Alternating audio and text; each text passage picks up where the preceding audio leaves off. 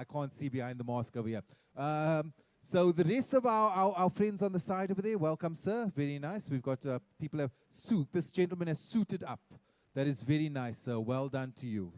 Are you asking for money or are you giving money? What is your role? You giving. Look at that, eh? Look at that. We can all learn from this man over here. When you're giving money, you suit up. When you're asking for money, you wear chinos. So, of course, one of the other things we're busy doing, besides our pitches and our amazing panels and our amazing keynote speakers, is later on at the end of the day, we're going to find out who all our award winners are.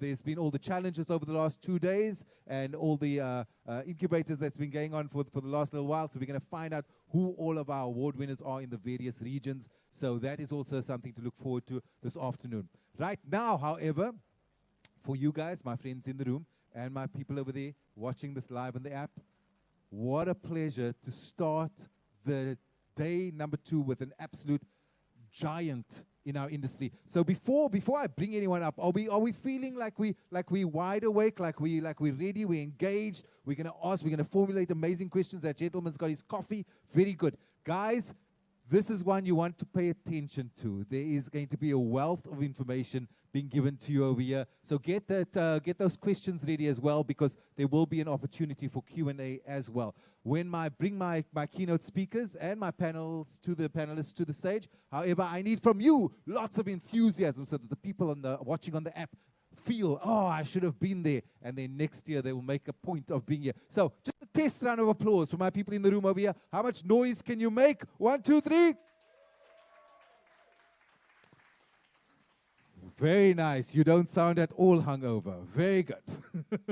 We're going to kick off, ladies and gentlemen, with a topic called the fate of Africa VC post-pandemic. And I want to bring to the stage Siby Diabira.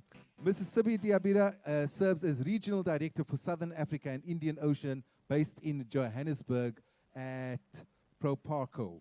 Mrs. Diabira previously worked with Proparco in Paris as a Senior Investment Officer within the private equity division, handling various equity transactions across various regions in Africa, Latin America, and Asia. Before joining Proparco, Mrs. Diabira worked for 8 years at BNP Paribas, dealing with structured finance, that's buyout and capital expansion, and credit analysis in France. She started her career as an auditor at PwC. Mrs. Diabira holds a master's degree in finance engineering from Sorbonne University and a certificate of business management from University of California of San Diego. Ladies and gentlemen, your first keynote speaker, please make her feel welcome. It's Mrs. Siby Diabira.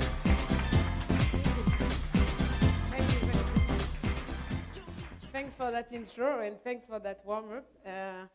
I won't expect the room to be as full as it is, and thanks for being here after that night that happened and that wonderful evening that we had yesterday. Thanks again for AfricArena, Digital Africa.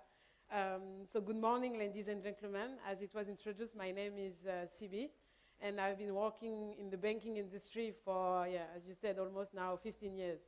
And that probably shaped also the way of thinking today. And when I thought about the subject of what we're going to talk, the future, the VC, investors, I thought like, we started by a quite traditional way of banking side and starting doing PowerPoints and showing you some of the key figures. And then I said, no, that's probably not the right way to do it, because as we went through that pandemic and we are still in the middle of it, we are also, as an investor, as bankers, have to change our way of thinking.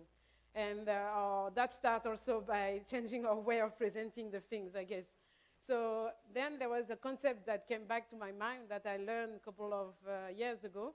And actually that concept of that word, it's a Japanese word that I didn't find any equivalent in French or English. And that word is called kitsungi. So it's quite interesting because it's a Japanese way of when there is a breakage, when there is a way of repairing, it's a way of repairing things that are completely broken. And instead of putting away or throwing things away, they are putting all the things together and using powder, gold powder, silver powder, platinum, to make the things even more beautiful than it was before. And when I was thinking about that Kitsungi concept, and I said, but maybe there is a link, and there is a link between what we are in the middle of in the crisis, like that completely broke the things that we were thinking before, and how do we make sure that after that crisis we make it more beautiful, or we make it having a sense of what we are doing. And that is starting also with us as investors, as bankers, as Popaco, just as a nutshell. So Popaco is the French Development Agency subsidiary, focusing on the private sector. And for us also, it's a new journey, because we have been investing for 40 years on banking, on corporate, well-established corporate, on renewable energy, which is still the core of our mandate. But since 3 years, we have been changing also the way of investing. So we said that there is a real need on VC. There is a real need for us, as we know the market. We have been present in the different markets in Africa for 40 years. How do we make sure that those people that are creating the new business, the early stage businesses, also get our money? So that's how also Digital Africa came. The French president also talked about it and said that there is a need for us to do something different. So there was a dedicated team that was created, the VC team. It's still very small compared to the needs, but in the last 3 years, we did invest 60 million, more or less 60 million euro in 10 different fund of funds. Those fund of funds for us are very important, because it helps us to create the new ecosystem. And we did also invest 10 direct investments across the continent. It's true that when we look at those numbers, we can say, it's rather a bit small, and we hope we can do more, and we will do more. And I don't have any crystal ball to say, when I looked at what's the subject, of course, what will be after pandemic, what is the future of pandemics. And I think what we lived for the last couple of months just shows us that we can't predict anything. So we need people like yourself, we need entrepreneurs, we need investors to all rebuild that breakage and making that powder. And that powder is the entrepreneurs. Because the entrepreneurs will be the ones that are looking to the future, are looking to how it will, they are looking with the future with beautiful eyes. And like bankers, of course, we all look with the different risks, what's happening, what we will do if this happens and that happens. But we won't be able to do it if you won't be able to look at the future. Last night, I discussed with a lady that was in the tourism, and I was very impressed, because she said that during the lockdown, she didn't know what to do, but she can't stay at home. So she started to do gin. I'm like, wow, that's very impressive. And I was, especially as investors, so we look with different shape, different eyes, so it's something which make a new journey for us, I hope. Popaco, as other type of investors, we are long-term investors. We want to build a new ecosystem. And part of the solution is that Digital Africa, that was mentioned yesterday, did create it with the help of Popaco, also what we call a bridge fund. And that bridge fund came also during that crisis. And it's one of the example of things that I think, like, if you ask 1 year ago, will you be able to do something like that in an institution like Popaco or French Development Agency? They will say, no, that's too complicated, that can't happen, we need so many processes. And that happened in 3 months. I'm like, so we can use that and lesson learn of that crisis. It's a big opportunity for everyone to go to the next level, at each level. So that's a very interesting point that was made by Popaco. And we are still here. We are still on the continent. We still are committed to invest. It's true that when we look at the figures, there is some of the investors that pull out during the crisis. And we see that there will be probably few investors, but the investors that stay here want to look the things differently. We won't be able to do everything, and that's something which I like to be completely transparent and say that, look, we are very selective. There is a reason for that, is that we don't have the capacity at the moment to absorb everything, and even if we would like individually to do, but we had to put some criteria, and those criteria are here to say that we will do like 2 or 3 direct investments, but we'll still commit with the fund managers, with new fund managers, looking at other type of investments. the COVID was also, it's also an opportunity because we saw that the acceleration of the digitalization is something which it's quite crazy.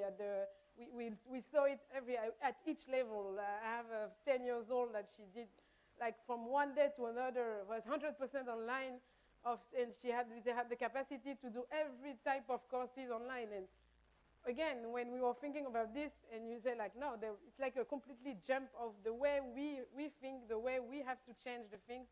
It's the same for healthcare. So all this digitalization is a big opportunity for entrepreneurs, for us, a way of thinking differently, of doing investment. So that's another topic which really, first, I really enjoyed to work on it, but that also pushed us in the middle of that crisis to see what we can do. And thanks again for being here, because it's of course the first conference since we are in the middle of the pandemic, and that helped also to see people. And at the end, we are all social animals. I think even if the screen can do a lot of things, but we still need to interact. We still need to brainstorm together from the different parts of the value chain to be able to create that future. So yeah, that was my big message for this morning, and I will welcome questions on that, any topic. Thank you.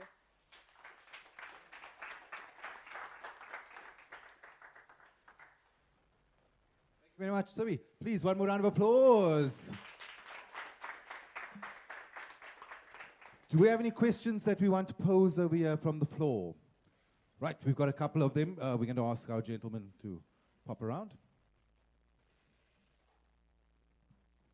Good morning. So we see a lot of political, seems like there's a lot of political movement towards building back better, particularly on the subject of climate change.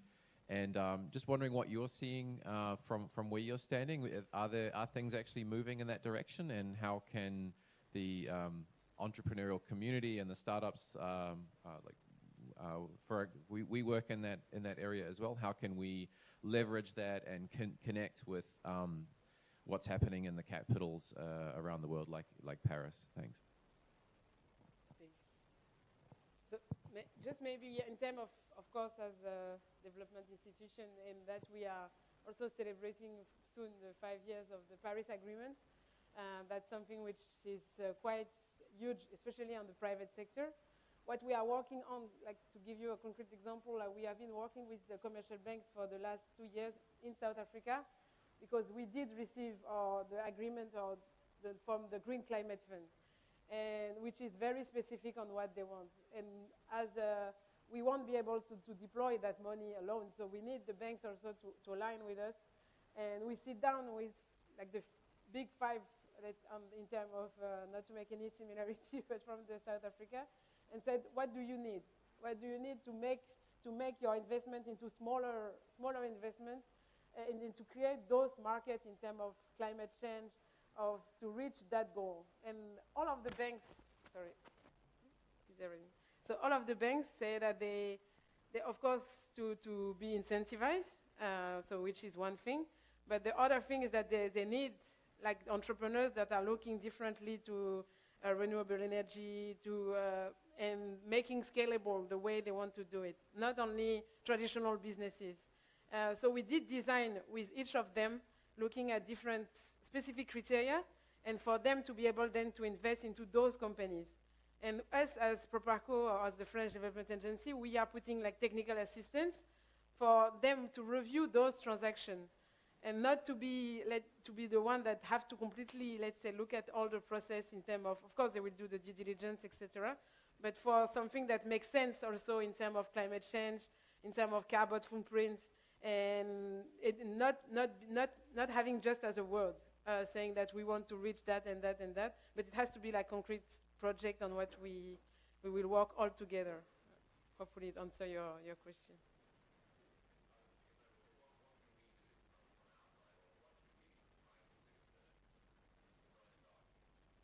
I think let's say that's the first discussion is between, of course, your type of businesses and ourselves.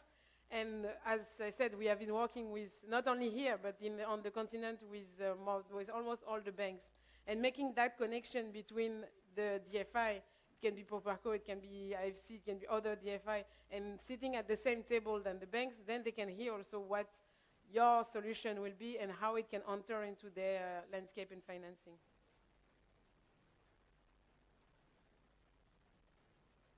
Morning. First of all, thank you for a very good presentation. Similar to the other DFIs like FMO, CDC, obviously yourselves, you mentioned you've got a strategy where you invest in multiple funds, but you also do direct investments. How do you approach direct investing versus investing in funds? Is there a different set of criteria? Because a lot of portfolio companies would see benefits from getting money directly from a DFI, but it's just different. It's a different investment process. I was just wondering if you could shed some light on the criteria you have. If you see a really good portfolio company, would you say, ooh, that's something we'd like to go in directly, or we'd like to do it through one of our funds where we obviously give away fees and carry? Just wondering what your thoughts are on that. Yeah, no, it's not, let's say, the process of investment for us directly or indirectly. It's not about if we like or not the, let's say, the business model or the portfolio company, because even if you invest into a fund, you are also exposed to the portfolio company. It's indirect, but it's still. It's also, the criteria are, let's say, quite simple. It's also in terms of amount. So we had to put a threshold or what's the minimum for us to invest. Where should be the company in terms of the pathway or behind the proof of concept that is already generating a bit of revenue. So basically, when the strategy that was validated by the board is that Proparco is able to do direct investment when it comes to Series A plus or maybe Series B and C. That means that we are already at a certain stage, and being able to put in USD term from 1 to 5 million. But because we are not a VC investor, it's not our DNA, we can't lead the investment round, and we need co-investors. Where comes also, when we look at the team, we said it will be what will be the link or how it will be compatible between us, you investing into seed or Series A, and when you need our money, we can come with you and invest together into that portfolio company. So we look to a team that is, of course, having went and worked together for quite a long time, even if they did not have a fund before, but the most important is for them to have that dynamic that went through the cycle of investment, which is key when you invest for 10 years, because basically I was discussing also last night, you as a DFI or as a LP, you sign a check to a team. So the trust is the most important thing that you can find. That's why the due diligence process can be very long. You have to meet different people from the same institution again and again and again. It can take 2 years sometimes. But also because sometimes like it's intangible. You see one person, the other person, you talked with our CDC or with other LPs to understand what their view as well, and then for us to be able to trust that team for the next 10 years. And saying that to our investor, look, this is a team that we think will do the mandate that they said. We can always make mistakes, you never know, we are all human beings. But we are also learning from that mistake. And being, let's say, a success fund, there is no a recipe or nice recipe to say that you will be completely successful, because we also like to understand on what did you fail, and how did you come back to that failure, and how did you stand up. It's not only about success, about IRR or about multiple. It's also what value do you bring on the field. And probably with the COVID and the crisis, it's even more important, because we are a small team on the ground, but we are focused on sources and origination. The people that are doing the execution were supposed to come before on the ground to do all the full DD, which today it's not possible. So we went through different EDD, and that's also changed the way of looking at the different investments.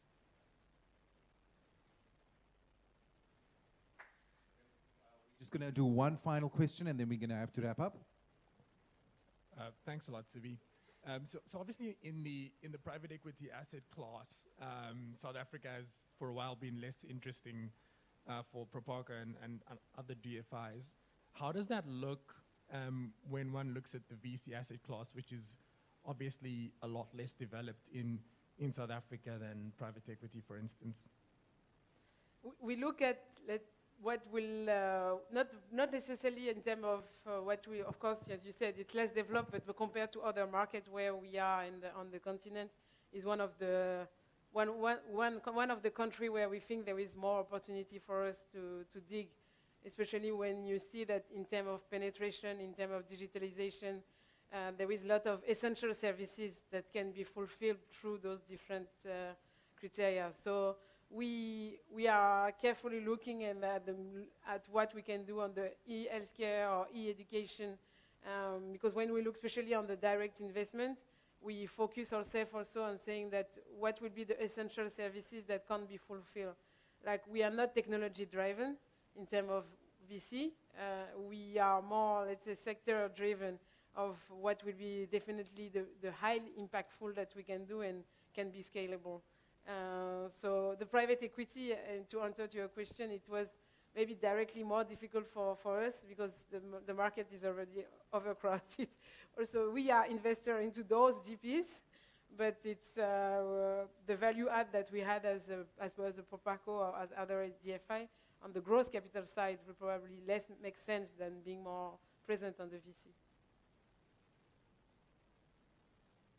Happy days. And I think we're going to leave that right there. Can we please get a massive round of applause? Our first keynote speaker, Siby. Thank you.